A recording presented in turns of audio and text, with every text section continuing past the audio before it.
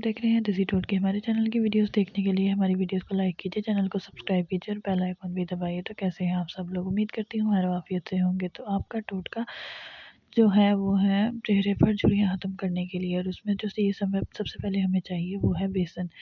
बेसन का 1 चम्मच लें और उसके अंदर 2 चम्मच डालें शहद के 2 चम्मच डालने के बाद इसको अच्छी तरह हिला लें, और इसके अंदर 2 चम्मच जाएंगे ग्लिसरीन जो गले में डालते हैं उसके, और उसके बाद 3 चम्मच हमें चाहिए मलाई के। अब इन सब चीज़ों को अच्छी तरह मिक्स करके एक पेस्ट बना लें, और इस पेस्ट को 10 से 15 मिनट अपने चेहरे पर लगा रहने दें।